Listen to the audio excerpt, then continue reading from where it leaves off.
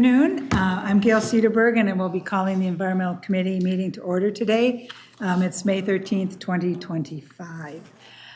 We have the Dakota Land, Water, and People Acknowledgement, which we will be acknowledging and reading at the beginning of each quarter. So I ask you to read it yourself if you want, and March, April, and June, we'll be reading it again. So the agenda, we've received the agenda. Any additions or comments on the agenda? Seeing none, without objection, the agenda is approved. Next is the approval of draft environmental committee minutes. Everyone's had a chance to review. Are there any edits or changes to the draft minutes? Seeing none, I entertain a motion to approve the minutes. Move approval. Second, moved by Councilman Wolf, second by Councilman Vento. Any further discussion? Seeing none, all those in favor say aye. Aye. Opposed, say no. That passes unanimously. Thank you so much. We do not have any business items on our consent agenda today, so we will be moving along to our non-consent business. And we have 5 items on the agenda today. The first item on the non-consent business, come on up, come on down, is business item 2025-116, same week, approval of awards for equity-focused water efficiency grant pilot program. And Jennifer Kostrowski and Henry McCarthy will be giving us a presentation on that. Thank you. Great. Thank you, Madam Chair. Thanks, everybody, for the opportunity to speak today. We last came to you in February to present about our application process for the equity-focused water efficiency grant pilot program. So just a little bit of overview and background for everybody. This is part of a larger water efficiency grant program funding that we received from the Minnesota legislature. For this 2-year period, we have $1.5 million available. And the goal for this specific equity-focused pilot program is to support technical and behavioral changes in underserved and disproportionately burdened communities that improve municipal water use efficiency in the 7-county metropolitan area. So this pilot program is an offshoot of the traditional water efficiency grant program that we've been operating since around 2016. We're in a current cycle right now for the traditional program with 41 communities participating, and that began in July 2024. For this pilot program that we will be speaking about the awards today, this came about in the last year or so through some planning, which included surveying communities last summer, getting input from them about what they might like an equity pilot program to look like. And then in November, we invited those communities that responded, as well as others, to join for a community conversation, getting into further details about what they would like that program to be like, what kind of guidance the Met Council could provide, how much program design they would hold versus the council. And then for a couple months, we worked with folks in our water resources group, as well as some other grant staff in different divisions of the Met Council, worked on program design, came up with the application form, and then we opened for application after coming through these committees in February, and that was open for about a month and a half. And then just to make that policy connection, if you look at the timeline, so we opened this up for applications on February 19th.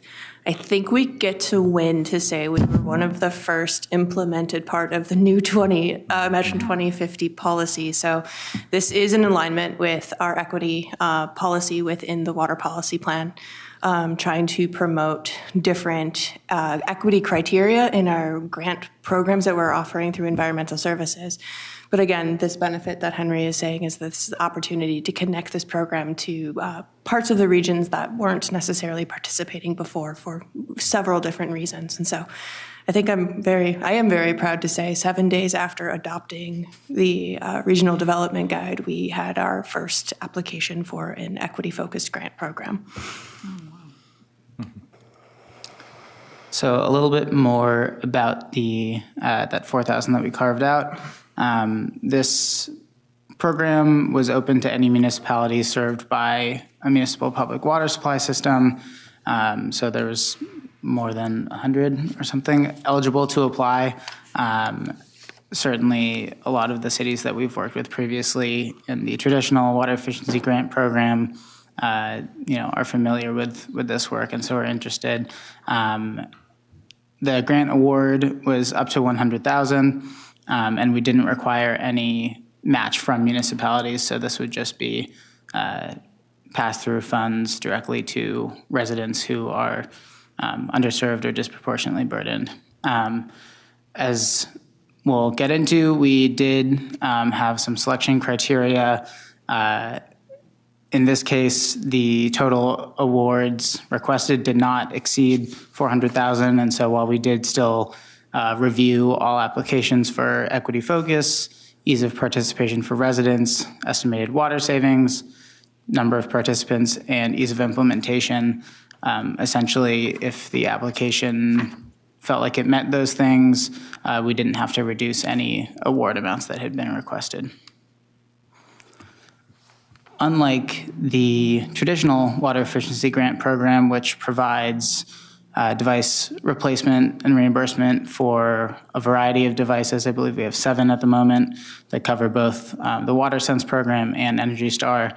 In this case, we wanted to keep this pilot a little bit more confined. We previously had done an equity pilot program with St. Paul Regional Water Services, where they had done toilet replacements. And so seeing the kind of effectiveness and success of that program before, getting ahead of ourselves, we wanted to design a program that was easier for cities to be able to carry out. So for that reason, we went with toilet replacement with a water efficient WaterSense alternative.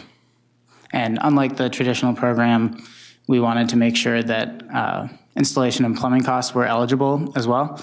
And so we, some of the applications that we received include partnerships with a plumber to conduct installations in different residences. So as I mentioned, we received just over $200,000 in award requests from 7 different cities. So Bloomington, Brooklyn Park, Fridley, Minneapolis, Plymouth, Roseville, and St. Paul Regional Water Services. As you can see, we also received a range of amounts for the awards, and reason for this being some of these cities have, like St. Paul Regional Water Services, for example, they have this experience with our previous pilot project, so they kind of have a established framework for how they want to do a pilot like this. Some cities have one-off projects, such as Fridley, where they have a more targeted audience, and for that reason, a targeted award amount as well. Looking at the map here, we've got both in blue, we have existing traditional water efficiency grant program participating communities, and then in the orange stripes are the applicants to this program. So as you can see, a lot of applicants are already participating in the traditional grant program. Minneapolis is the difference there. They have not in the past, and so we're happy to have them be interested and sending in an application and getting involved in the water efficiency work that's happening at the council. So in terms of anticipated timeline, this is a very rapid timeframe for cities to complete this pilot program, and I understand that for that reason alone, given the way that the funding structure is set up, we, maybe didn't get as many applications as we would have liked. I think ideally, having that 400,000 mark or exceeding it would be great, but in a lot of cases, just the staffing availability and the timeline for getting grants completed is challenging. So with that, we're here this week with a same week request to approve the awards that we have had applications from, and then over the next month and change, we will get grant agreements signed and get ready to begin the program on July 1st. So our proposed action for today is that the Met Council approves business item 2025-116 SW, which authorizes its regional administrator to award and execute the equity-focused water efficiency grant pilot program awards recommended in attachment A in the total amount of $209,720, and that it releases the remaining $190,280 to be used for either the equity-focused pilot program or the traditional water efficiency grant program if additional funding is requested by participating municipalities. And that's something that we've done in the traditional program before, where some cities spend down their award much faster than others and have, significant interest from residents, and so they'll request more. And depending on availability, we're able to complete grant amendments to increase their award. And that's it for us, but happy to answer any questions that you might have. Well, thank you so much. Councilmember Wolf. Thank you, Madam Chair. Can you share a little bit more detail about what communities are doing? What's their approach to how they're finding the people and whatnot? Madam Chair, Council Member, yes, definitely. So of those 7 cities that applied, a few of them are using existing programs such as Minneapolis or St. Paul to kind of build in their grant programs into something that's already going. As I mentioned, in Fridley, they're working with a manufactured housing community that's on city water, and partnering with a plumber to do installations in that community. For other ones, they're using their equity criteria are based on data developed either by the Met Council or compiled by the Met Council. So there's a data set that research developed called the Equity Considerations Data Set, which has a number of different variables, and we have also identified equity priority areas based on that data and based on other equity work that the council has done. So we're leaving the determination of the criteria up to cities. However, we're providing guidance of data sets, information, and that's something that came out of conversations that we had at the November meeting, where cities didn't necessarily want the council to create the criteria completely, but they wanted guidance on resources and data to use to be able to, shape programs best for their local situations. Councilmember Buff, we do and are constantly aware, we want to keep front of mind that water supply is a local controlled system. And so we want to make sure that the locals are able to make the decisions about how equity criteria could be decided within their community. That being said, like Henry mentioned, when we had our first initial co-creation meeting with the communities that came to us, some of them were scratching their heads saying, we want to participate, but we don't even know how. And so that's where and we will be taking a similar model for the comprehensive plan process of we tried to provide a baseline of information for communities to make decisions, but if they wanted to go above and beyond or choose alternative criteria, we were open to that. We just had them include that information into their application. Thank you, and I understand that. I just, in the end, it would be nice to find out what they actually did, so we understand. We can also give you what works and what doesn't, and if you pick based on a census block, but then you end up giving a toilet to the richest person on the poor census block, then you didn't accomplish anything. You know, I mean, I'm just trying to understand how they get to where they're going to go. Yeah, and sorry, Councilmember Wolf, we haven't built this in yet, and actually I haven't spoken to Henry about this yet, so he's going to be hearing about this for the first time too. We have, as part of the traditional program, had a survey just to check in with the participants to see how the program's going. I do want to have a couple more touch points with this program so that we can get that information and make sure that we can share those lessons learned. This is as Henry shared the history, this is the second pilot that we've tried to explore into this area. And we are constantly growing those lessons learned. And it's that opportunity to share what we've learned with the community so we can continue to design a better program. Thank you. Councilmember Morales? Like, to Councilmember Wolf's point, you know, the richest person being the one that reaps the rewards, like Fridley, you specifically said that they are working with the developer to work with a plumber to specifically focus in an area that they own. The neighborhood that they're going after is going to be somewhere where they already currently have developments, where they have a vested interest on actually lowering the cost for water. Are the savings being passed on to the actual tenant, or are the savings being added on to the developer? Madam Chair, Councilmember, I would say in that case, the savings are definitely being passed on to the residents. So it's a manufactured housing community where the residents are connected to city water and responsible for their bills. And so the city is facilitating installation of more water efficient toilets. So basically the folks that live in this community are using less water and have less money to pay on their water bills. And I'll also add to Councilmember Wolf's question, absolutely, I think with any kind of criteria that you develop around something like this, it's challenging, and especially because we're wanting the cities to be able to design their own programs, it's challenging to have one perfect fit where you don't have these like kind of loophole feeling things. And certainly cities are thinking about this as well.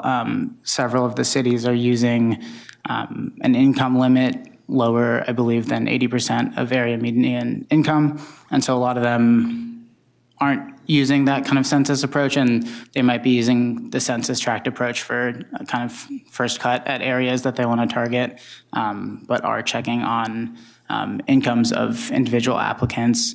Others, like St. Paul, have worked with consultants to develop an environmental justice prioritization tool, and so they, through their lead service line replacement program, have used this, and so they're taking something that they've seen success with and building it into this program as well. Councilmember Wolf? Thank you, Madam Chair.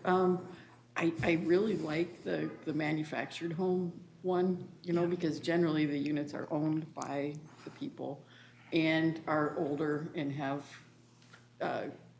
toilets that aren't very efficient. My house is 33 years old, and I replaced all my toilets a couple of years ago, and the savings was amazing.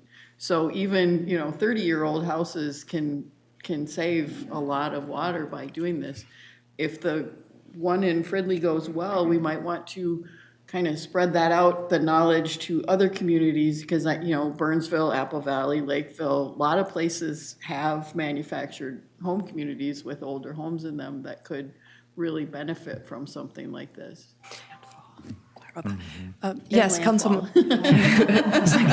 Yes, Councilmember. Now I need to turn this. Councilmember Wolf. We also were excited about that program and do again hope to see the successes that come from it. I will say, just to give credit to some of the other participating communities. I know last year the City of St. Paul did hire or have a staffer go and door knock to make sure that the residents were paying their water bills. And so that, to Councilmember Morales' question, those benefits really were passed through to the residents and not to landlords. And we ended up having a lot of extended conversations with the cities that were applying this time about that concern. We haven't exactly figured out the easy, what is the data model that can make all of those homes just instantly highlight out on a map for us just to know where to go. But I think between some old-fashioned investigation, elbow grease, and door knocking, there's some opportunities to figure out and crack that nut. So I have a couple comments and a question. I certainly appreciate, the pace at which you've started this, up, because if you wait till everything's quote perfect, nothing will ever get started. So the fact is, you got it started, you got it going, we're talking about it, we're elevating it, we've got a model that can be replicated, you can go out, find maybe some other people to spend the rest of the money. I think that's really, really good. And I just had a question on maybe, at the end of the year when we talk about it, as we kind of go and you bring back the outcomes, how many million gallons of water saved, how many toilets replaced. And I was just curious on and I understand the toilet plus the installation, like what's the unit price, kind of that communities are using to do that. And I think that will really highlight the amount of water that is really being saved, so. I did turn this off. Councilmember Lindstrom? Maybe? Yeah, I like the idea of setting out some general guidelines, what the legislature told us, and then letting the communities create their own program. I like both of the approaches of saying manufactured home parks, this is where we're going to target. But you mentioned Minneapolis and St. Paul using some other criteria, which also makes sense to me. Like if you are a resident that qualifies for weatherization assistance or LIHEAP, low income heating assistance, then you don't need to be requalified. Yep. You've already demonstrated that you're a low income resident. So I think that either one makes sense to me. Yeah, Councilmember Lindstrom, I do want to give credit to Maya Guerra Combs in housing.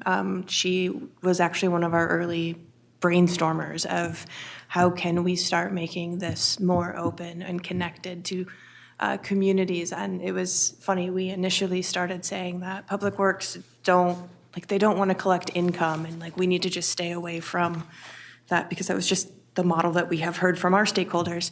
And Maya just chuckled and said, but the city's already collecting it if they're participating in all these other programs. And so we were able within the council to make those connections by having Maya show us the way. And then when we brought it to the cities, they were like, oh, of course, we can just talk to this other department and maybe we can find some natural space to work together. And so.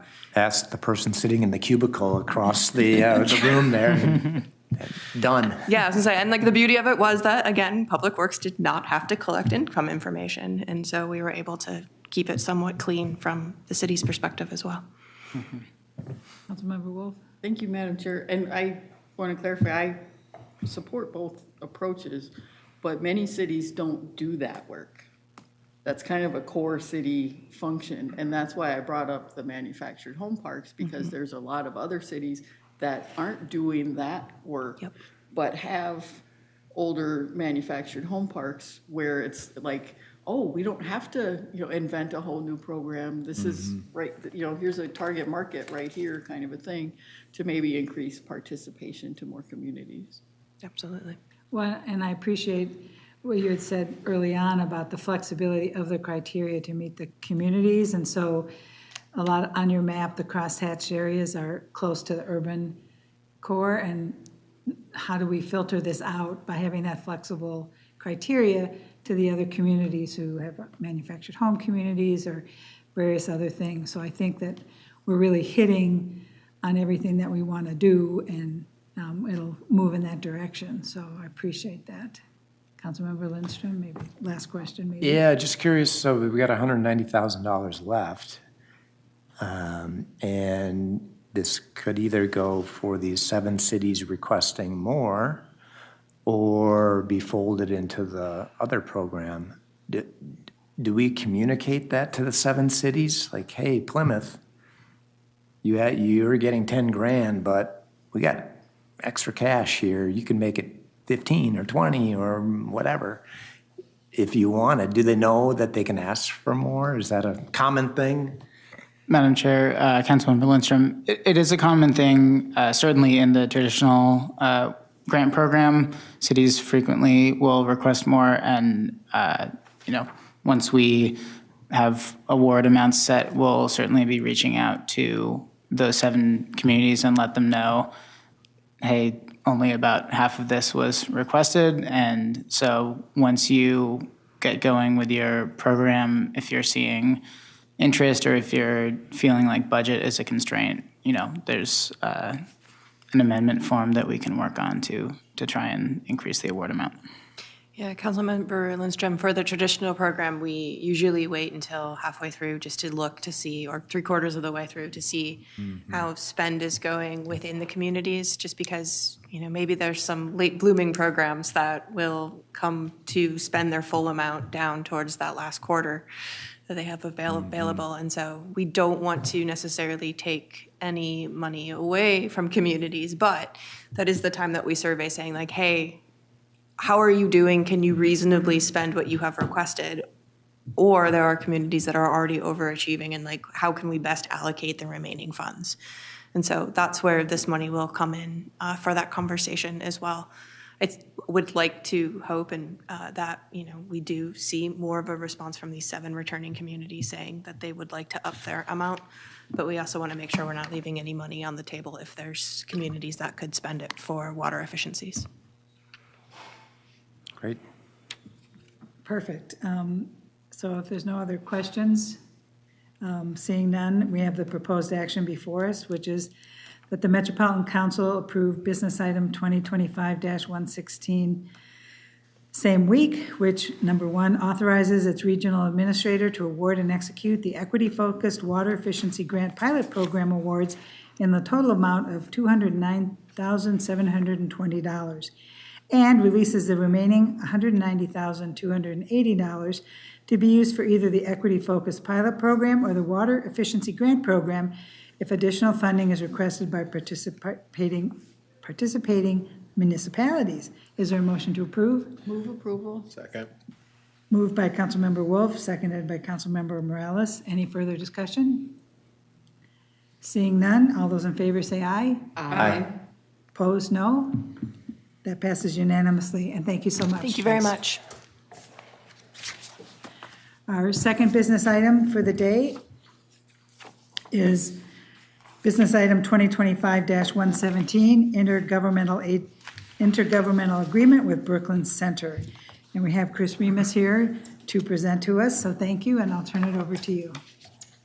Yes, good afternoon, Madam Chair, council members. Again, for the record, my name is Chris Remus, and I'm an assistant manager within the Interceptor Engineering Group of Environmental Services. And today, I am proposing on business item 2025-117, the intergovernmental agreement with the City of Brooklyn Center.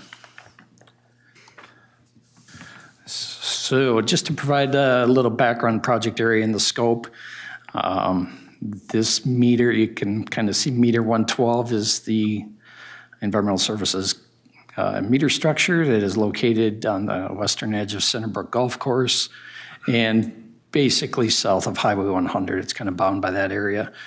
The rest of the pipes you see in red and blue are owned by the City of Brooklyn Center that come in and flow through the meter structure. So we initially started with a rehab project of the meter 112 based on corrosion within the internal vault and non-standard measurements of the flow, the meter structure in comparison to how we build them and looking to improve the hydraulics within that structure. So when we initiated conversations with Brooklyn Center, these pipes were on their radar, but a couple years down the road, when we saw the condition, they shared the CCTV. The condition's pretty poor with the pipe. So we had some conversations of interest to partner while we were out there. When we had temporary conveyance set up, this would be the opportune time for them to also get in and improve their system. So what you're seeing is the blue pipe.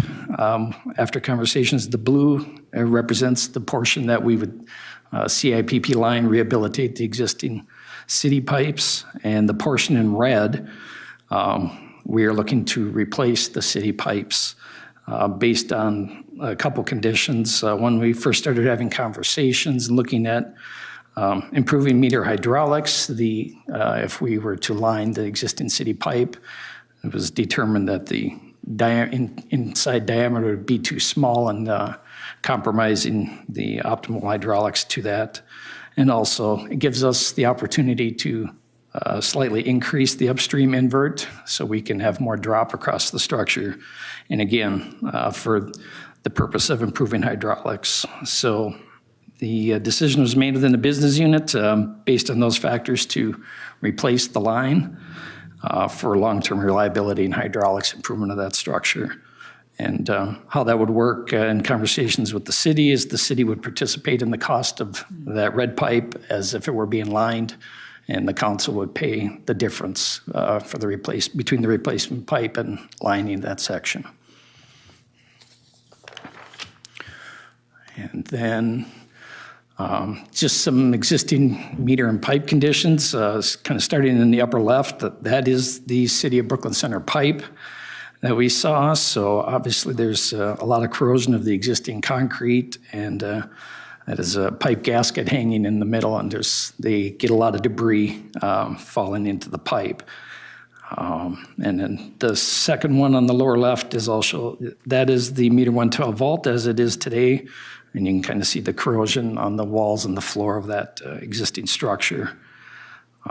The one in the middle is just a picture of the flume, and what's being represented there is the wave, or kind of in that throat area, and ideally that should be more towards the top of the page or out of the picture, so that can affect kind of the depth and what the meter is reading, and then represent inaccurate flows potentially. So that's one item we wanted to improve. And then the last picture on the right, you can see the flume insert is starting to pull away from the concrete and failing in that sense. So Madam Chair, with that, the proposed action is that the Metropolitan Council authorizes its regional administrator to negotiate and execute a cooperative construction agreement with the City of Brooklyn Center for the replacement of their pipe segments upstream and downstream of meter 112, along with rehabilitation of adjacent city sewer pipes as part of meter 112 rehabilitation, ES project number 805611, for an amount not to exceed $950,000. Thank you. Do we have any questions? I have one question, is what is the cost share to Brooklyn Center, their cost? Madam Chair, that is still being worked on. So at this point, we have the amount of the $950,000, and a lot of that will be determined as from actual bid prices. Once they come in, that'll be the actual amount. But So that $950,000 is the actual amount for the total project? for the, Madam Chair, for the city's portion of the project, for all the lining and the difference in replacement Okay. lining cost. I'm sorry. Thank you, thank you. You're very Okay. welcome. Okay, any other questions?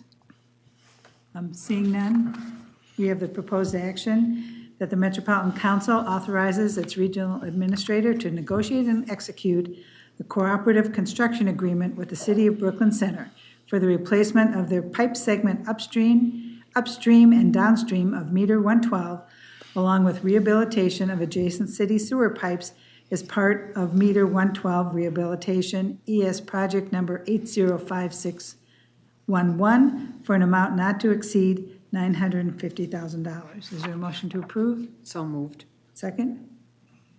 Moved by Councilmember Vento, seconded by Councilmember Lindstrom. Any further discussion? Oh, sorry, Morales. Well, it was so quiet. Councilmember Lindstrom is so quiet. Morales, not so quiet sometimes. Seconded by Councilmember Morales. Excuse me. Any further discussion? Seeing none, all those in favor say aye. Aye. Opposed? No?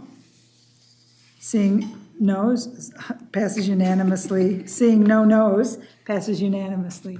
Thank you so much. And thank you, Chris, for coming.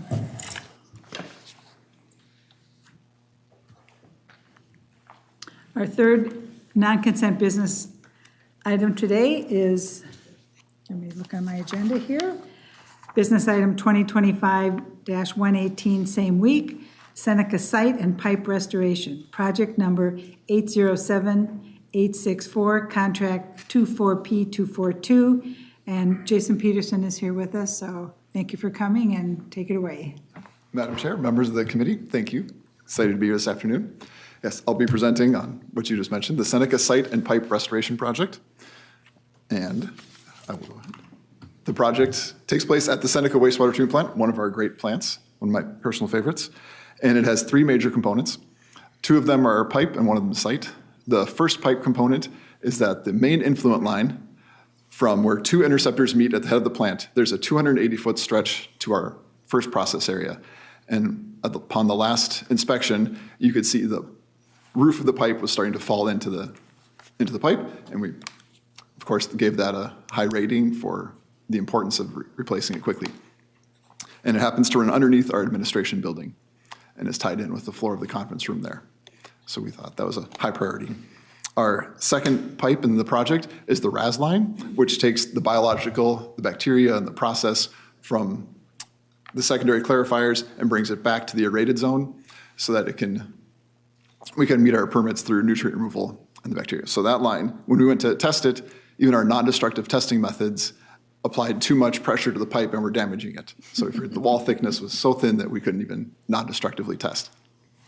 And then for the site perspective, we have groundwater that just comes up to the surface and is eroding our roadways and building foundations. So we are going to install a stormwater pond and some underground corrugated pipe that would give it a pathway through our plant without damaging our infrastructure. So those are the three large components of the project. For the bidding, it was advertised on January 7th, and a pre-bid meeting and site visit were held January 22nd, and the bids were open on February 11th. 2 bids were received, and I have the 2 bids there. OEEO determined that the firm being recommended for award has met the MCUB requirements of this contract, and that would be PCI Roads, in the amount of $10,466,727. So the proposed action I was requesting of the committee today is that the Metropolitan Council authorize its regional administrator to award and execute a construction project for the Seneca Site and Pipe Restoration Project in an amount not to exceed $10,466,727. Thank you. Thank you so much. Any questions? Councilmember Wolf. Thank you, Madam Chair. On slide 1, you have that cool little map, but trying to figure out why there's a big red box over a building. Is the other thing, that other little blob, a stormwater pond? Yes. The 2 thicker lines are the pipes. I got that part. The blob, the square blob over the building, that is the building being damaged by the groundwater coming up around its foundation. And the smaller blob to the left will be the stormwater pond. Thank you. Any other questions? Seeing none, we have the proposed action that the Metropolitan Council authorize its regional administrator to award and execute contract 24P242 with PCI Roads for the Seneca Site and Pipe Restoration Project in an amount not to exceed $10,466,727. Any other questions? Move approval. Second. Morales. Nice. Thank you. Any further discussion? Seeing none, all those in favor say aye. Aye. Aye. All opposed, no. Passes unanimously. Thank you so much for coming today and Madam Chair. presenting Thank you, to committee. us.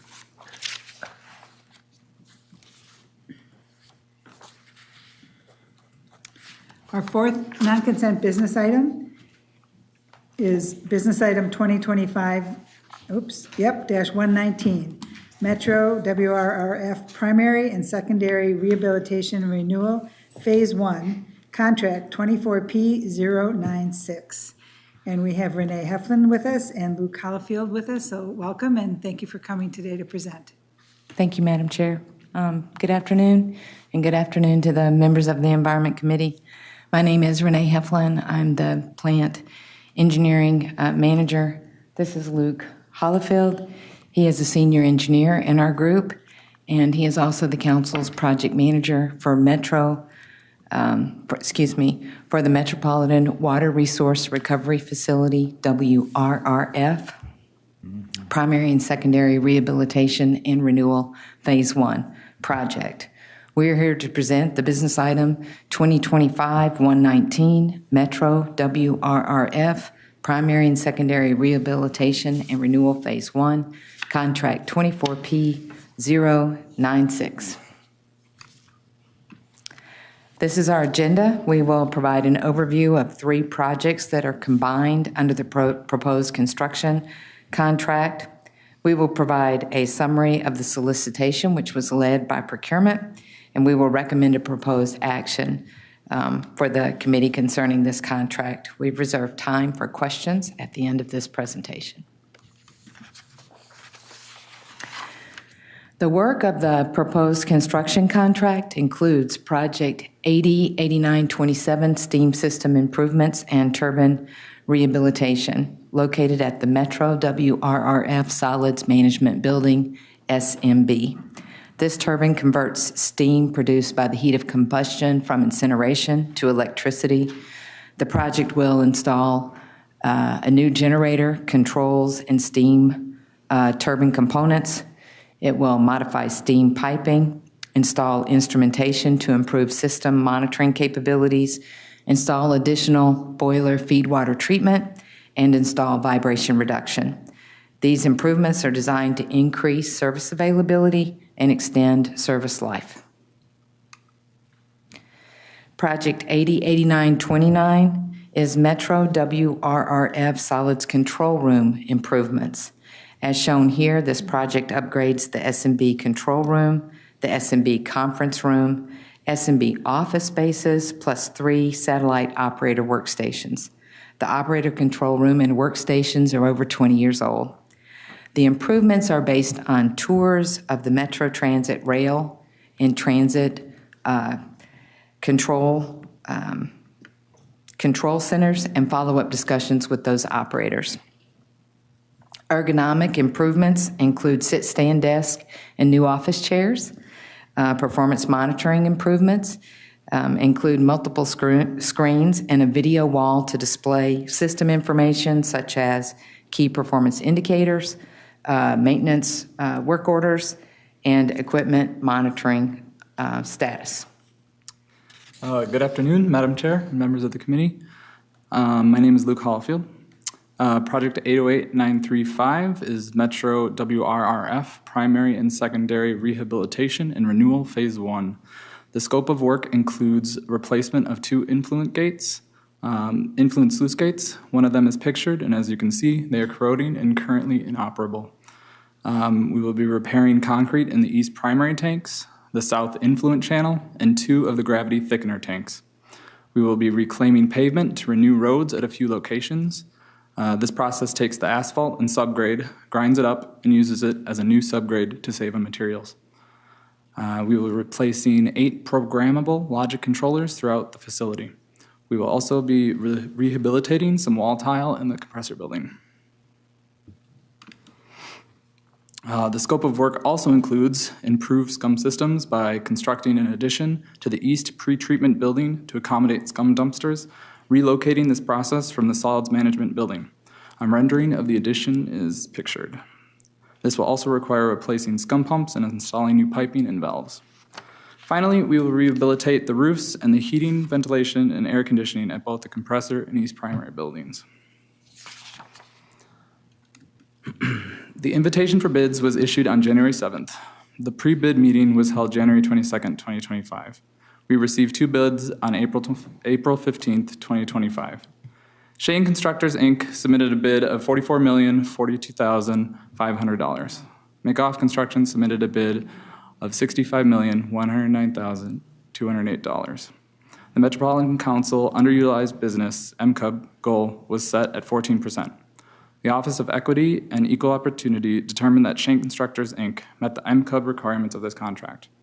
Therefore, Shank Constructors, Inc. is the lowest responsive bidder and is recommended for award. The proposed action is that the Metropolitan Council authorize its regional administrator to award and execute Contract 24P096 with Shank Constructors, Inc. for Metro WRRF Primary and Secondary Rehabilitation and Renewal Phase 1 project an amount not to exceed $44,042,500. With this, at this time, we would like to answer any questions you may have. Any questions?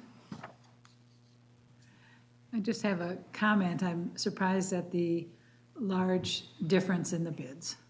So I suspect that was surprising to you as well. Usually they're a little bit closer on that.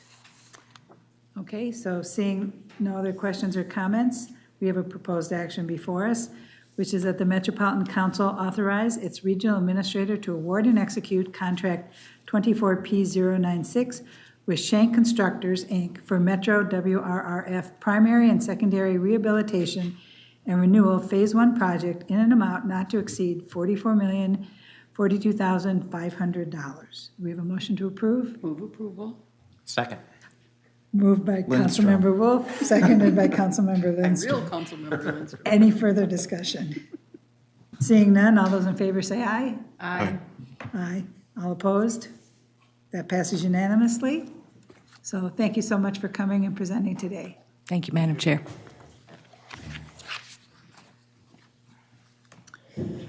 Our fifth non-consent business item is 2025-120. The Fridley Interceptor 4 NS-521 Rehabilitation Real Estate Property Acquisition and Condemnation. And we have Tom Joki, did I say that right? Jokey, but yeah. Joki, you're okay, basically Joki, presenting with us today, so welcome. Thank you, Madam Chair. I am Tom Jokey. I am a project manager with the Interceptor Engineering Group, and I'm presenting on business item 2025-120. So this is a map of the location of the project. We are rehabilitating this interceptor for an S521 in Fridley. There's two sections of the project, north of 694, and our map right now is actually slightly incorrect. It goes further north than what's shown right now. And then there's another section to the south. And for this, we have permanent easement across our entire interceptor area, but we will need temporary easement to perform the construction. The plan currently, we're in design for this project, is to rehabilitate using trenchless methods. So we're planning to CIPP line this interceptor pipe. And then, so the kind of pink area on this map shows where we think we'll need temporary easement for this. A condition assessment was done in 2020 for this pipe, and it was found to be overall in poor condition. It's a 96-inch RCP pipe that was constructed in 1965. So in order to complete the rehab, we'll need to obtain temporary easements from 6 private property parcels for construction access and for workspace. Most of the project work, like I said, is in an existing sanitary sewer easement that we have. So we have permanent easement all along the interceptor corridor, but some portions will impact private property and will need additional space to perform the work. So there's 6 private properties in the south segment that was shown, which was on the left of the map because north was to the right. There are 2 properties that are impacted. One is from the city of Fridley and one is from Anoka County. And then the north segment, there are 4 impacted properties. Most of it is BNSF railroad right-of-way. And then there's a private property, and then city of Fridley again, and one other private property. So the proposed action is that Metropolitan Council adopt Resolution 2025-12 authorizing the acquisition and condemnation of real estate property for the Fridley Interceptor 4NS 521 Rehabilitation Environmental Services Project number 808612. And with that, are there any questions? Thank you. Do we have any questions or comments, Bryn? Tom? Move approval. Councilmember Wolf. Second, Morales. Any further discussion? Seeing none, all those in favor say aye. Aye. All opposed? That passes unanimously. So thank you so much, Joe, for coming today.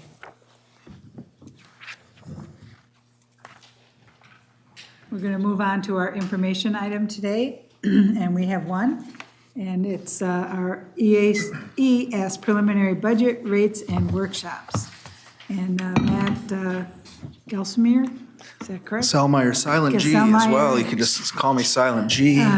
If you, I looked it up too, and I didn't write it down. it's a nickname I got when I used to work at Target. Someone just started calling me Silent G. I think they couldn't say my last name. I'm okay with that. So, Matt, thank you so much for coming.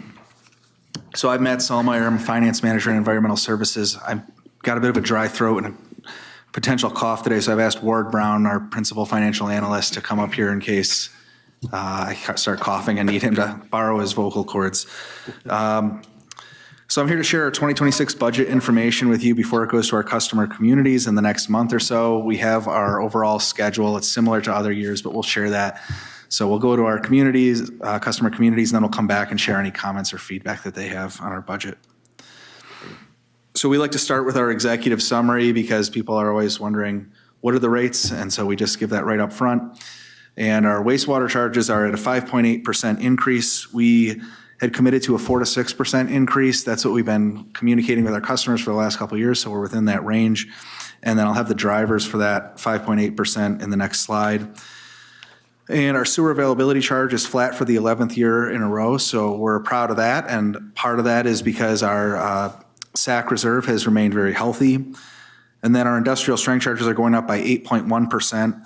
That's somewhat based on the MWC increase and the other expense drivers, but it's also usually a little bit higher because we're adding additional costs to treat the higher strength waste. And then our industrial permit fees are pegged closely to the municipal wastewater charges, and those are around 5.8%. So what is driving the 5.8% increase? The first piece is labor inflation. So we're currently experiencing low unemployment and higher inflation, and we're seeing a higher number of vacancies. So these things are driving maybe a 1 to 2% increase over normal wage increases. There's also a 1% FMLA tax that's gone into effect. That's been a recent change. And then we are adding some staff, which I'll go over in our FTE slide that we have, that are for things like preventative maintenance. The next component is our interdivisional charges. A lot of that is information services, so that's related to cost affiliated with some consultants. We're moving some technology to the cloud, so there's some expenses there. We also have increased costs for cybersecurity, so that's certainly important. And then there's a larger number of vacancies that they're seeing in the IS side, and they're bringing in some consultants to help ensure that our systems are up and running, and those consultants can cost a little bit more than your regular staff because they have overhead and some other costs affiliated with them. The next piece is our contract services, and those are increases we're seeing in things like the cost of insurance and security, and then there are, we do feel like there's somewhat of a inflation and tariff impact on some of those costs that we're seeing from our contractors there. So that's about $3.8 million. The other direct expenses and materials and supplies, those are smaller, more inflationary in nature. The other direct expenses, some of that is some CPR money that we potentially could shift to interdivisional charges.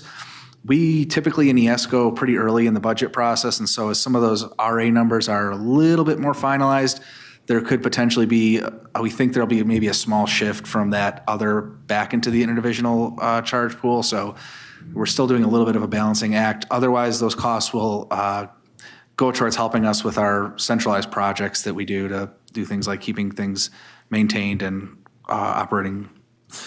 And then the last is chemicals and others going down a little bit. That is actually primarily utilities. So we ran quite a bit under in electric last year, and that's because we've been seeing fuel charges come down with the electric companies. And but we came in under quite a bit in 2024, but you're continuing to see increases. There's some new solar contracts that the rates that you're getting are going to cost us a little bit more, and then other just known increases in our utility costs. So we did think it could come down a little bit, but we wanted to be conservative with that amount of savings. Our pie charts that we share, this is on our revenue sources, how we make money. It has not changed very much year over year. It's still municipal wastewater charges is our largest source of revenue at 78%. After that, it's the transfer from SAC for the sewer availability charge, then industrial waste charges. One piece that we have in here that we don't normally break out is our state appropriation grants, and the reason is that we have $12 million of pass-through grants in 2026 for the Municipal Inflow and Infiltration Grant Program. It's not normally that big. Normally it's $5 million or $7 million, but at last appropriation was $12 million, which is a really good thing, and it's going to be hitting in 2026. And then the other 2% is use of reserves. I'd say about 2.5 million of that is strategically planned. We have received money for grants with Newport and White Bear Lake back in 23, 24, and so that money's sitting in our reserves. So we are going to allocate that money out of the reserves in 2026. That's the plan. Moving down to our uses by category, again, the pie chart's pretty consistent with other years. Debt service around 37% is our biggest expense, is paying for our debt. After that, salaries and benefits, paying for our people. Then this is a little bit out of order here. Rent and utilities is 6%. That's we're one of Xcel Energy's top 10 largest customers. We pay quite a bit in utilities. Then the next two biggest, the other two bigger pieces are materials and supplies and chemicals. So we use quite a bit of chemicals to treat wastewater. Interdivisional services at 8%. That's we do not do everything in the division because, we're part of the broader council. There's things that are centralized, things like human resources or information services or payroll or things of that nature. So ES pays RA for those things. That's what's in your interdivisional. Consulting and contractual, I indicated a few of the items that we see, like security and insurance, that hit there. PAYGO is 3%. We're going to get, there's just some small changes in PAYGO that we'll get to in a few slides. And then, and what that does, PAYGO, is pay as you go, using your operating funds to pay for capital infrastructure so that you don't have to be as reliant on your debt, and there's other benefits to doing that, such as fewer restrictions and requirements that might be in other debt sources. And then we've got the 3% grant that's offsetting the state, not state appropriation, but it is a state appropriation, but for the municipal I&I grant that I'd mentioned earlier. And then the other is 3%. So that's centralized projects and other miscellaneous. So the proposed budget for labor, the first thing I'd point out is that back in the 90s, we were quite high, over 1,000 FTEs. We have about, in 2026, we're like 1.5% increase, and that's, again, that's for preventative maintenance. Let's see here. I had a good note on that I want to share with you. So we're replacing some of our out-of-date process controls for our treatment plants, and so that's part of the staff. And then we also have some climate action work plan and work on sustainability goals. So that's, helping us with that 1.5% increase. This does include overtime, and then just some other risk factors that we have each year with our labor budgets, rising inflation, increased medical expenses, potentially higher attrition rates, things of that kind of market risk. So our debt service, we, in 18 through 21, we had our debt service bubble. So that leads back to in the 07, 08, 09, when the last recession hit, a lot of our debt was restructured and pushed out to those 18 through 21 years. That's why we're seeing those higher increases there. Then we were pretty flat for 22 through 25. In 26, we are coming down, and that will help with rates, but we're doing some balancing there that I'll go over in some of the other slides. That is because we have some older high-interest debt that's coming off. So our debt is kind of like having 40 mortgages, is what I say, with different interest rates each, and we partner with Treasury to manage that. So the two biggest sources are our GO bonds and then our PFA, or state revolving funds. So those are, we're going to have some of that higher interest rate debt falling off in 26 and 27. And then as our capital program sort of ramps up more with things like the fourth incinerator and the new Rogers treatment plant, work on interceptors, some of the other projects that were talked about tonight, we're going to see those numbers increase in those outer years. So pay as you go, again, there's a lot of benefits to PAYGO. I've told the story before about the Girl Scout property that we acquired at one point in time, and if you were to use, for example, your GO bonds or PFA, there can be restrictions like, you're really only supposed to make revenue off wastewater for, using bonds to finance things. The Girl Scouts, we bought a property from them because we wanted to use it for an interceptor to go through but we didn't need it right away, so they wanted to lease the property back from us for a year. And because we used PAYGO, we were able to do that. So that's just one story I like to share, that there's kind of these unique situations where PAYGO has really good benefits. And the other benefit is that there's no interest. You're not taking out debt, so you're not paying any interest on it. And then the thing you'll see in the blue bars here, I'll start with the yellow. We ramped it up. We've been ramping it up for a while, up to 11 million. And then we've really stayed flat at 11 million for several years. And part of that is probably because of rate pressures and to try and keep our rates flat. And 11 million was a healthy amount for a long time. The blue bar, what that represents is the SAC transfer to help fund PAYGO. So we did that for rate mitigation and also because the SAC reserve was quite high. So really effectively managing the use of that SAC reserve.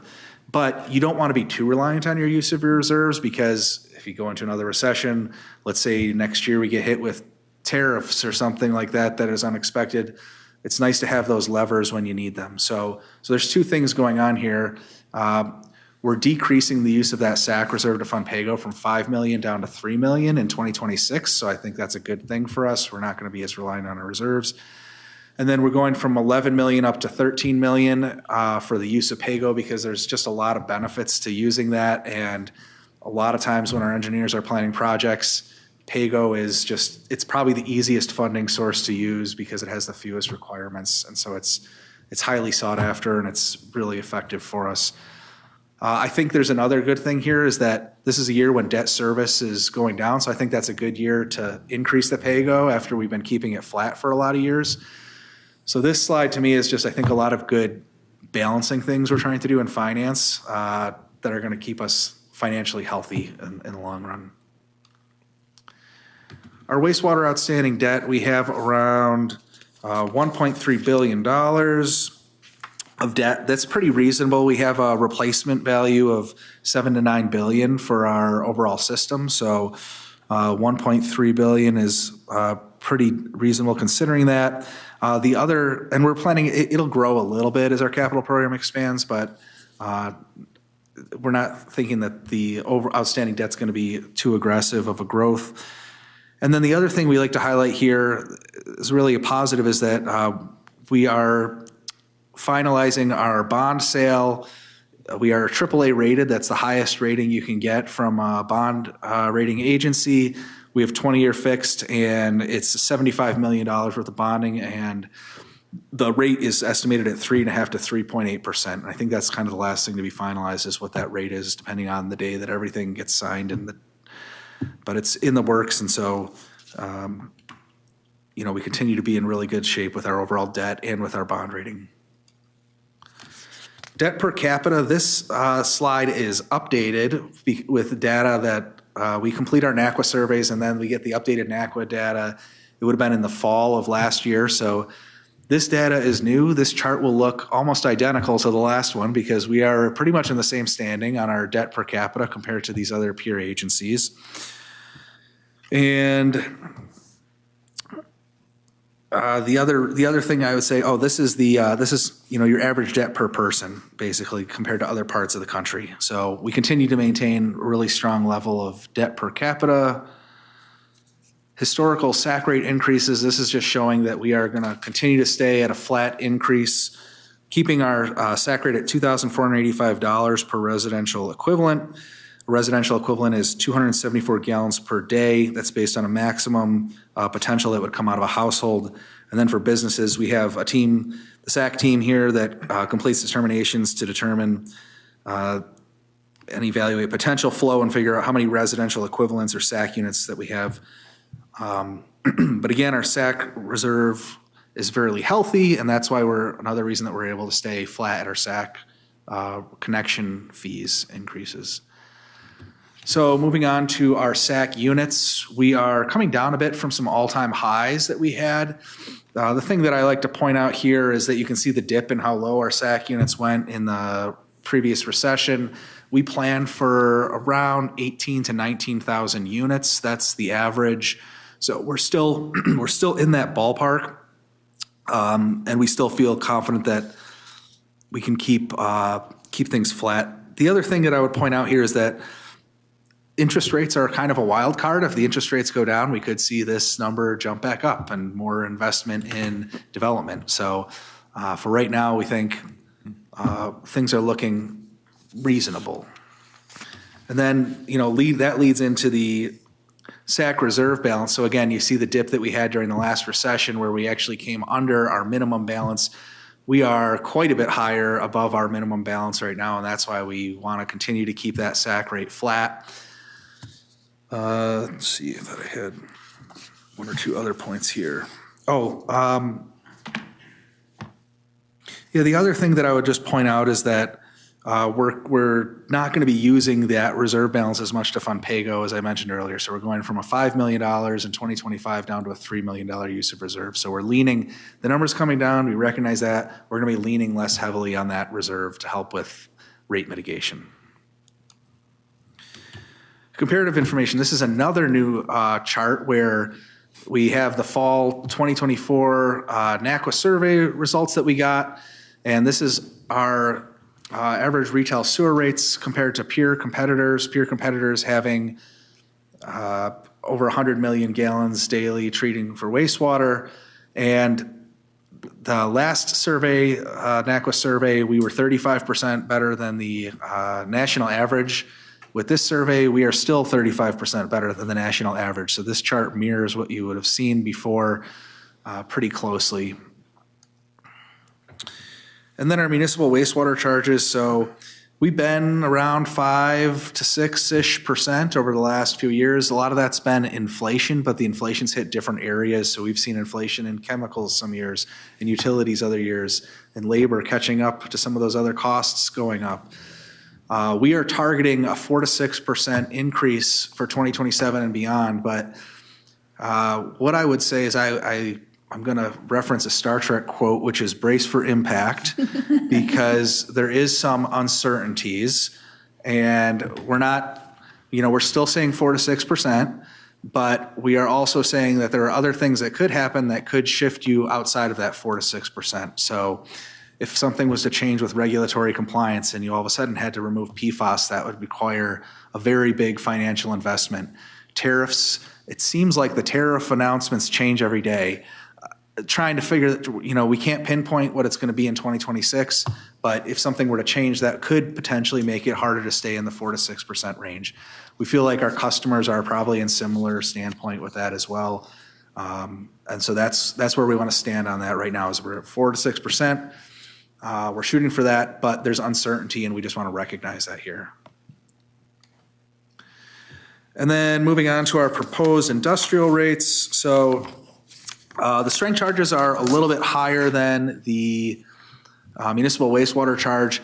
And the way that we calculate those strength charges is we really look at just what are those core costs affiliated with strength, and we remove the other components. So interceptors, whether something is high strength or it's from a household and it's not, it still has to travel through the same pipe, but there's still that same interceptor cost. So we pull that out. We pull out other costs that wouldn't be necessarily impacting your strength quite as much. And that leaves you with a lot of the costs that are at the treatment plant. That's where the high strength is being treated, and those costs are rising higher than the overall ES or expenses. So that's why they're a little bit higher, that 8.1%. The other load charges, those are pretty much in line and with the MWC and with prior years. That's for the load haulers that are dropping off at our facilities, and then the permit fees are tagged pretty closely to the municipal wastewater charge, but they might be a little different because they do get rounded to the nearest $25. So here's our rate setting schedule. We had one industrial waste workshop on May 8th. We had 46 attendees, and that was at our new facility at Metro Plant, the new services building. So it seemed like it went really well, lots of engaged attendees. And then we're going to have a virtual meeting with the same, similar customer base on May 20th. That'll be a virtual. So we're sort of before the pandemic, we had all in person. Then during the pandemic, it was all virtual. And now we're really in a structure of one in person, one virtual. And that seems to work really well. So today is where I'm coming to, give you a preview of this budget workshops that are going to go out to our customers, allow you to ask any questions, provide any feedback. And then on May 22nd and June 5th, we will go out and have those customer forums. Then we will come back to the Environment Committee on July 8th, share any feedback, any questions, concerns we have that the customers have. And then July 23rd will be the council rate adoption. And then August 27th, the preliminary operating budget adoption. So lots of information, and I'm happy I did not cough all over Ward or in general. So I'll stand for any questions that you have. Councilmember Vento. I have a really burning question. I served on this committee for my first 4 years on the council and just came back on a few meetings ago, and it perhaps was on different comparison charts, but I distinctly recall Flushing, New York always being on the comparative charts. What happened to Flushing? It always just struck me as very ironic that Flushing showed up on a waste treatment comparative chart. Madam Chair, members of the Environment Committee, there's a couple of things that are happening. Number one, we are seeing that some of the communities that have had higher increases or higher numbers are no longer reporting through the NACWA survey. So actually knowing that, considering that we're still at 35% better than the national average, I think gives us maybe a little asterisk that we're doing really well. The other thing is that it is that 100 million gallons. I don't know if something changed, if they were near that mark and they've went under it, or if something there happened, but it is possible that maybe some sort of a flow change had happened in there. But I would guess it's, and we can get you a more direct, specific answer too, certainly. Madam Chair, don't spend a lot of time on it. I will tell you, I almost didn't ask the question thinking it was probably the stupidest question I could come up with. And, that would really be quite remarkable. But no, I'm glad I asked because that's interesting background. Very interesting. Councilmember Lindstrom. I'm curious to know of our communities if any stood out for decreasing their flow volume in a remarkable way, or if their increase was lower than others in an unusual way, and if that can be attributed to anything in particular. So, Madam Chair, members of the Environment Committee, we do not, I would phone a friend, but I don't think Kyle Colvin's here. Is someone on his team here? He's out this week. His team manages all the flows, and as far as that goes, I'm not aware of any, but I do know that if someone is going to be over a 10% increase, we do give them a phone call and try and follow up. But it was a wet year in 2023. 2024, which is what's based on our 26 numbers. So there are some that might have changed up or down a little bit, but I don't have that specific answer. I apologize on any that I'm aware of. Yeah, if I could, Madam Chair, it'd be a great internship project to see like one city that has a particular policy, like maybe they require inspection of the lateral line at the point of sale, and the nearby community doesn't have that same policy. And is there any sort of difference in their flow, or what are cities doing great to reduce their flow volume? Yeah, thank you. Over others that we can recommend. I'm sure we have those answers already. We do have those answers, and actually our rate sheets are set to go out in, they might have already gone out. So So some of those, we do have them internally, externally. I just don't have the spread in front of me to give you a better answer. It'd be kind of interesting to know, like, if not for the water efficiency grant in Woodbury, you know, your flow would have been this, would have been 4% of the region's wastewater instead of 3%. Just curious. Interesting data points, I think. It's a great question. Well, and I appreciate the fact that you said that if it's greater than 10%, you'll give them a call. It's nothing like getting sticker shock in the mail, like we all have with other bills that we have. It's like, whoa. So I think that level of engagement is appropriate, that you can have a discussion and beforehand. I think that's really a good habit, so appreciate that. Councilmember Wolf? Thank you, Madam Chair. Great job, as always. I don't have any questions, but I do want to let the rest of the council or committee know that I am no longer available on June 5th for the virtual forum if somebody else wants to do the welcome thing, if you're available. We'll reach out. I am out of the country, so that's why. Councilmember Mento? I may still be relevant then, so it's a possibility. Well, one of the three of you will be tagged. So Sam, why don't you reach out to one of them? So I appreciate it. All right, I think that's it for this. So thank you so much, and I love the breakdown of everything that you did, and especially the detailed breakdown on what that 5.8% increase was and how it was attributed. It made it very, very clear. So I really like that a lot. Thank you very much. Thank you. We're just going to finish up with reports. For me, I don't have any reports or comments, but I'm thinking we should think about if we want some kind of a tour or something this year. I know we probably have a new member sometime this summer as well, but if you have suggestions for some, it's always fun to go to the Metro Wastewater Treatment Plant, but if there's some other thing that you would like us to see or staff would like us to see, Councilmember Wolf? Thank you, Madam Chair. Actually, the other water resource recovery facilities are more fun to tour because you can kind of go through them in order. Metro, you see things kind of out of order, but when you can follow the process through the plant, it's actually a lot more enlightening sometimes than being overwhelmed by that giant plant.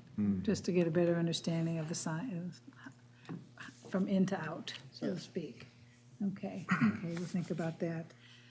Committee members, you have anything going on in your other committees or anything you'd like to share? Councilmember Lindstrom? I am the new representative for the Environmental Quality Board. Great. Big shoes to fill, but I had my first meeting a couple weeks ago. So water being a central focus for that group, and so I look forward to participating with that. And I am also the representative for the Regional Council of Mayors. And the next meeting, the meeting yesterday was on climate, and they had the state climatologist present, and which was fascinating. And it's getting wetter and hotter. Surprise, surprise, right? Yeah. And the next month will be specific to water issues in our region. So that may be one you may be interested in. Yeah, so why don't we let us know when that is, and then forward the invitation or something, so. I bet Michael's listening in the back row there to that latest comment. Yeah, that'd be great. Yeah. Okay, super. If we can have additional representation, that'd be great. Councilmember Vento, you had? I was just going to note that the city of Woodbury is heavy duty into its the construction of its new water treatment, filtration system. It's resulting in a lot of detours, massive detours, And although I don't live in Woodbury, I spend a lot of time and money in Woodbury. And whenever I'm talking with folks and they bring it up, I always say that it's worth the hassle because the benefits will just be tremendous. So the city's working hard on that, and they've done a great job of communicating with their residents and trying to make this as painless as possible. Thank you. Anybody else down the line? Okay, we'll move along to General Manager Report. Sam? Yep, thanks, Madam Chair and council members. Lisa is out unexpectedly today, so I'm filling in for her. And she was going to share, and I will share a brief summary on a topic that is teeing up further discussion. But the topic of data centers or large volume water users has been on our minds and even in our policy areas recently. So this is a quick update on the things we're doing in the Met Council to collaborate on that topic. We've seen 10, it's a rough count, so there might be a small difference in the actual number, but 10 in the last 3 years, high volume water users come in either through environmental reviews or requests for wastewater connections and permits, those kinds of channels. 7 of those 10 have been data centers. We rarely know what they are or exactly what they're planning to do or where they're planning to do it specifically, because when they are looking at developing in the region, they're doing it secretly so they don't tip their hand, and we won't sign a non-disclosure agreement at the Met Council, which means we're kept at arm's length from the actual details by the consultants that the firm hires. So it's usually layers of communication, and we don't really know even who's on the other end, just a firm we're working with. So we get into discussions around the wastewater needs and topics around water supply, and then the council's dealing with the whole comp planning process as well. Some of the concerns we see are around the volume of water that these facilities want, high volume obviously, but the volume for wastewater is relevant. It can be higher than our systems can accommodate. And the water that they use for cooling, if it's a data center, can pose challenges like the water being high in salts and minerals, or even high temperatures, which require us to take a look at how that might impact our pipes and our plants. If it's a water supply topic, when those organizations source from cities, and to our knowledge, they have not elected to do that in tremendously high volumes. But if they source from cities, there isn't a regulatory pathway to take a look at that use because the city just supplies it. The state doesn't have an appropriation step in that process because the water's already appropriated to the city. It's coming through the public supply. And as a result, it might get in the way of that subregion or that community having less water down the road for other uses that it may have been planning for. And it's really just a time for conversation, not really a regulatory conversation at this point. So what are we doing? We're working closely with community development internally on how we process through these questions and making sure that we're synced up in our conversations about what the issues or opportunities are. Our wastewater planning and community program team is looking at the system capacity of these developments and working with our plant engineering staff to see if those potential treatment plant impacts of the high volumes of cooling water would affect our treatment processes. And we have avenues, if that is determined, we have avenues to deal with that. Our approach with the cities and with the developers is to help them understand system capacity limitations and the potential need for industrial discharge reviews and permitting.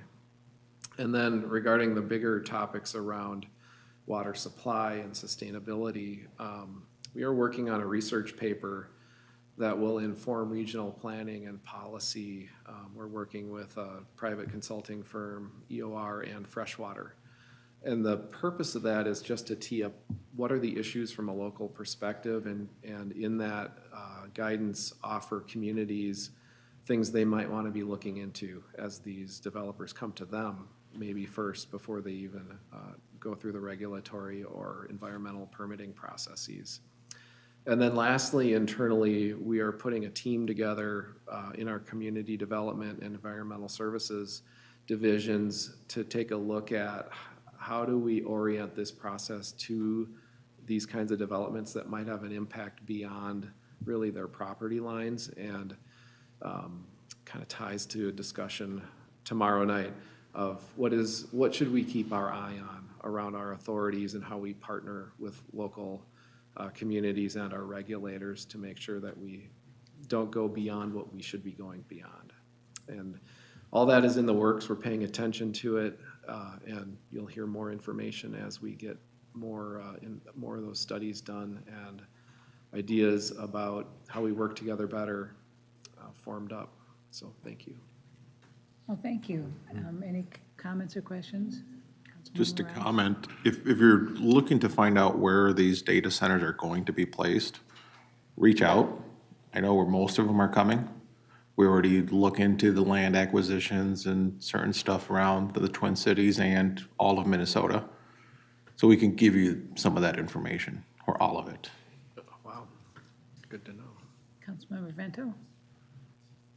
Where else in the country is this happening? Are we unique as a state with this deluge of data centers? Does anybody know? I know a little. We aren't the leaders for data center locations. There's some mapping online that's pretty easy to get to, and some of the sizes of these data centers are astronomical. I would say ours are on the small side, not even medium or large compared to some of the multi-gigawatt systems going in. And our energy professionals probably know a lot more about it because they measure the size of these things in terms of energy use. But we are starting to see them more as they proliferate.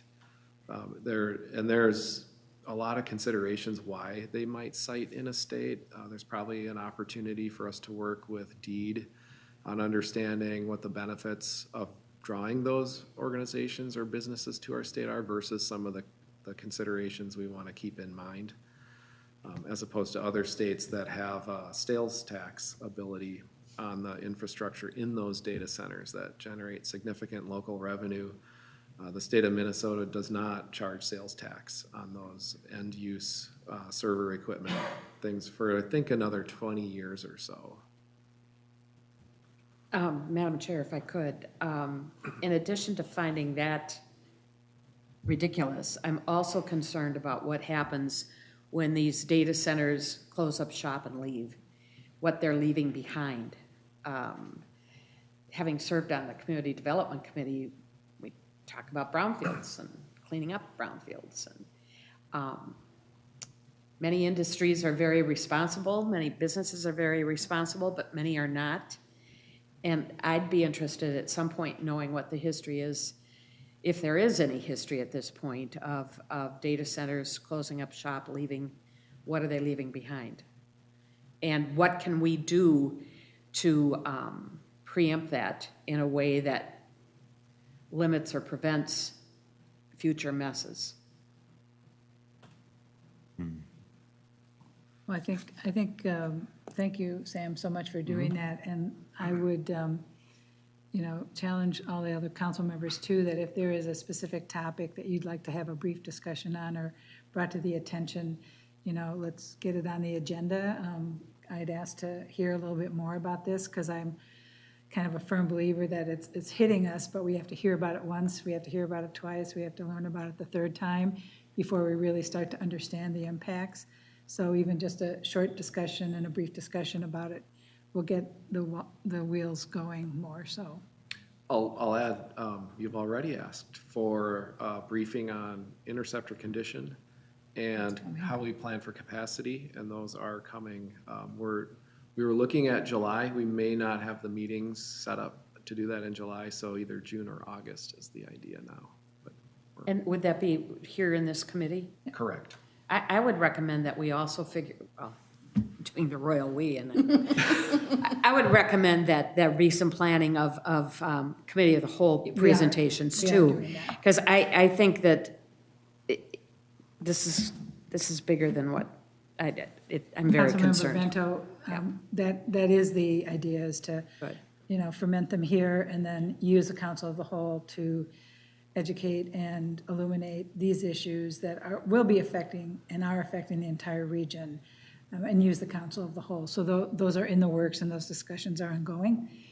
So we're finding times to do that and et cetera. So I think that'll be good. Has there been any consideration of convening a meeting of mayors and township board chairs and administrators from cities and townships to talk about this issue? And in particular, I'm thinking of the outer ring counties where this tends to be popping up. It just seems like it might be a good place for a Q&A at some point, so that before they get too knee-deep into it, they realize what we're struggling with.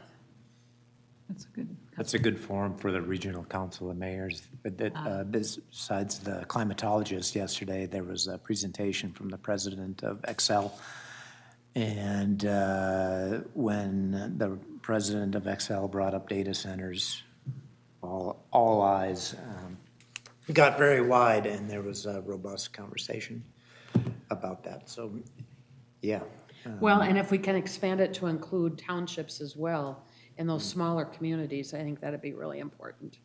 Because in the instance we're talking about currently, Right. it's a township that's being impacted. Yep. Well, good. I'd like to thank everybody for coming and everybody who presented and took the time to carefully put their presentations together. Seeing no other business, the meeting is adjourned. Thank you.